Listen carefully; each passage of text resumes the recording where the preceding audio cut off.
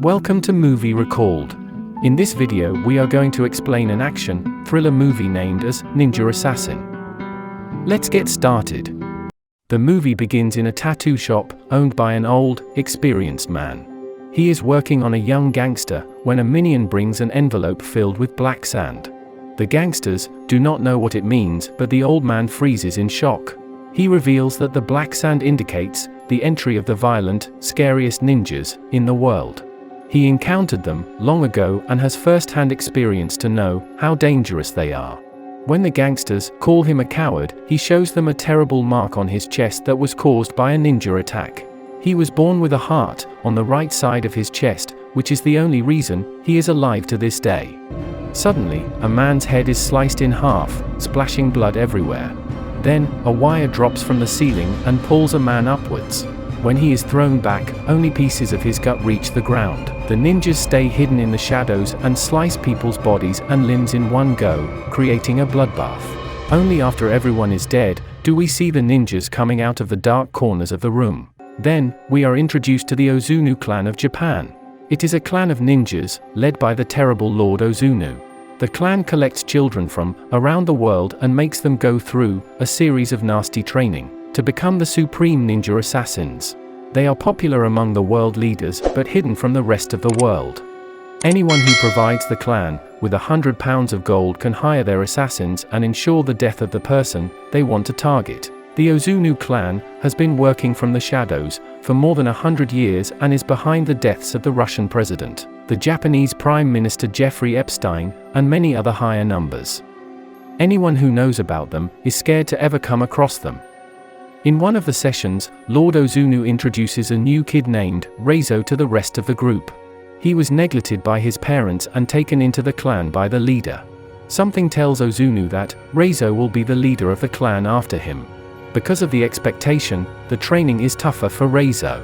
By the time he is 10, he has cracks all over his body, from the punishment he gets for making mistakes. One of the important qualities a ninja should have is his ability to stay hidden. Reizo is made to walk down a bumpy wooden floor, but a single sound it makes results in his feet being cut by a kyoketsu shoge. At night, the kid can hardly sleep because of the pain. Then, as a girl applies ointment to his wounds, he experiences kindness for the first time in his life. Her name is Kiriko and she is a student in the ninja training. The kids are trained not to have any kind of emotions, but Kiriko is different. She doesn't believe in the cruelty and crime that the clan supports. Days went very quickly as Reizo and Kiriko grow up together, barely never interacting but constantly watching out for one another. Reizo has now become the most talented ninja Ozunu has ever trained. However, in a match with his senior, Tokishi, he loses because of a poor strategy of the opponent. The master permits it and accuses Reizo of being weak in the process. He uses an extremely painful finger-pushing technique on Reizo that causes the guy to crumple in pain. His ultimate test is to survive the night, without medical assistance. Upon returning the next morning, Ozunu sees him ready for the new day's training and is proud of the student for passing the test. Soon, Reizo becomes the most talented ninja of the clan, beating the opponent blindfolded and with his hands bound. Kiriko is proud of him but on the other hand, becomes disappointed with the Ozunu's way of life. She frequently ignores the little rules of the clan and is warned by Reizo. He is scared that if the leader finds out, he will take her heart away, but Kiriko says her heart is with Reizo so it can never be stolen. In a training session, she is asked to hurt an opponent with a knife. When Kiriko is unable to do it, Ozunu cuts her face and throws her into a cage. Reizo crawls out to meet her and feed her water. A few days later, on a rainy night, Kiriko climbs a wall to escape and encourages Reizo to join her. But he chooses to stay, wanting to remain loyal to the clan since it is all he has ever known. Eventually, Kiriko is captured and is set to be executed. Senior, Tokishi smashes her through the heart in front of everyone. A part of Reizo dies that day but he still decides to stay loyal to the clan. The scene cuts to a few years later in Berlin Europol headquarters. A forensic researcher, Mika, has found evidence about the existence of the clan. Unaware of how dangerous the piece of information can be, she brings it to her senior at work, Marslow.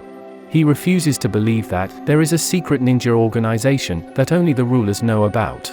But Mika shows him the reports which prove the connection between the flow of money from world leaders and the deaths of many known figures. Maslow, now interested, decides to dig further into the matter.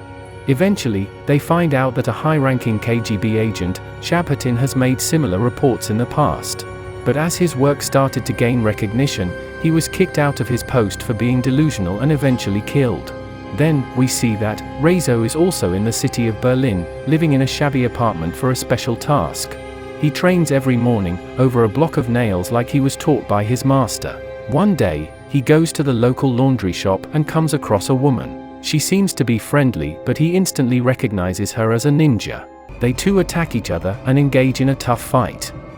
A while later, we see blood dripping out of a washing machine and the girl's body spinning inside it. Meanwhile, Mika takes her investigation a step forward and goes to meet the wife of the former agent, who was killed for talking about the clans.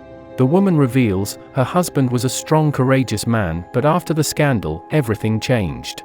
He became so much of a coward that every door and window had a minimum of 2 locks and every corner of the house was well lit. He left no space for the shadow, so the ninjas have no place to hide. Still, one night, the lights went off and he was killed. The next day at work, a higher official comes to Mika's office for evaluation. It is clear that he is there to keep an eye on her because people are talking about her being too curious about the things that don't concern her. That evening, Mika returns home, cautiously, but finds out there has been a power outage in the entire block. Still, she goes inside her dark apartment but is then attacked by a ninja. Surprisingly enough, another ninja saves her life and kills the assassins. He is none other than Rezo. Another flashback shows us the adult Rezo on his mission to complete his first assassination. He lets all his frustration out and brutally kills the target. After the mission, he comes to the rooftop to meet the rest of the clan. Lord Ozunu says that he is proud of Rezo and calls him closer.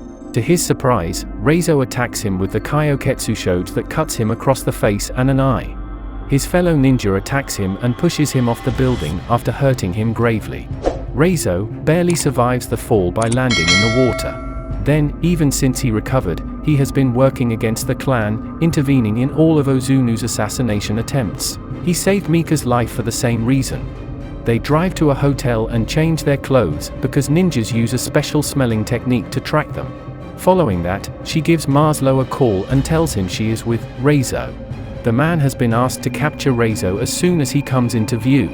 He knows that Rezo is not their primary opponent, but he has to obey the orders for his own life. Hence, when the three meet to discuss the next step in the plan, Rezo is surrounded by police and arrested. He is taken to a hideout and chained in a solitary prison. Mika finds out that Maslow arrested him out of desperation. Still, he refuses to let go of Rezo because he will be the safest in the prison. At night, Mika goes to him and offers him water. Rezo takes the opportunity to reveal that the assassins will be here any second. Mika tries to warn Maslow, but it is too late. The lights go off and the ninjas come out of the shadows. Even with the most advanced weapon, the soldiers are proven to be weak against the warriors. Mika unlocks the chains off Rezo's hands right before he is killed. He fights the ninjas and asks Mika to run away since he cannot save both of them. Rezo is the best student the Ozunu clan has ever had. Still, going against a horde of ninjas is difficult for him. In the end, he and Tokishi end up on the road.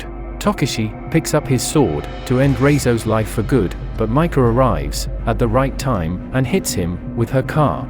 She brings Rezo to a hotel. Although he is severely injured, he refuses to go to the doctor. She sits beside him, talking to his unconscious self. She apologizes for not being of use to him and thanks him for her life. After that, she pulls a tracking device that tells Maslow their location. But before the police can come, the assassins appear out of nowhere and abduct Rezo. When the police arrive, they only find Mika sitting on the sofa. She tells them that Rezo was abducted 10 minutes ago. Back in the clan's base, Rezo is presented to Lord Ozunu. The man gives him the last chance to apologize, but Rezo refuses. Ozunu is especially furious because once he believed that Rezo was going to replace him and take his place as the master of the clan. He makes Rezo stand in the same position Kiriko was executed. Rezo is then hit with the finger jabbing technique thrice. While most people would die, with a single blow of the technique, Reizo vomits blood. Alongside it, he also vomits a tracking device.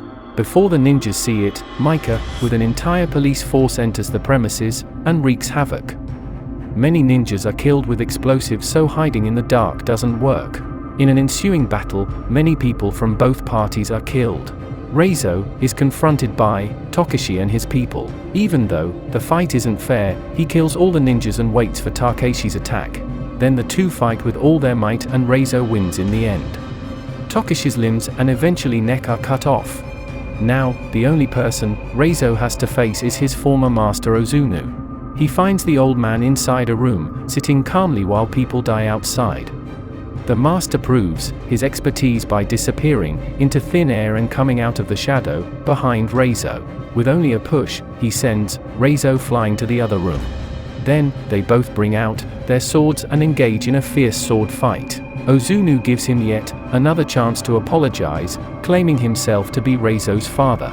But Reizo replies that he is no one's son, and the second he kills Ozunu will be his first breath in life.